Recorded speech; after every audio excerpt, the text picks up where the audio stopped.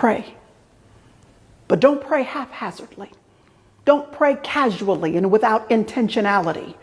Pray in alignment with the truth of God. This takes attention. This takes forethought.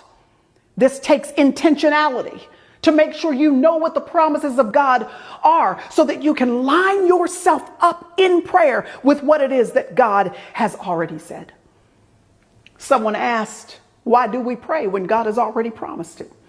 Why do we waste our breath in prayer when if God has already promised it, if he's declared it, if he's going to do it, then why pray? The reason why is because prayer is the key that begins to unlock the resources of heaven so that they are unleashed onto the landscape of our earth, of reality. Prayer doesn't manipulate God.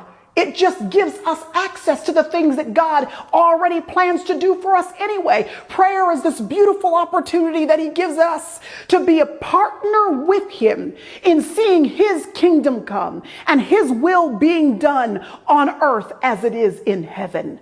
Our God has given us the key to work with him, to be in conjunction with him as his purposes are unleashed on planet Earth. Why wouldn't we use a key like that?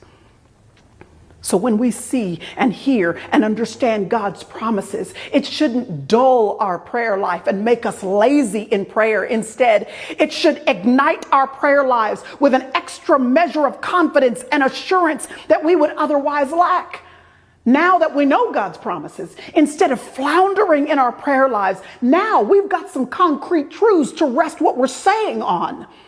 God's promises then become a roadmap for us, a track to follow so that our prayers are actually rooted in something specific.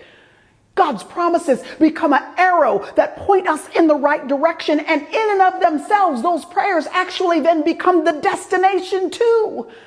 You don't have to know the details of how everything is going to work out, but you can base every single prayer directly on the promises of God because he is not a man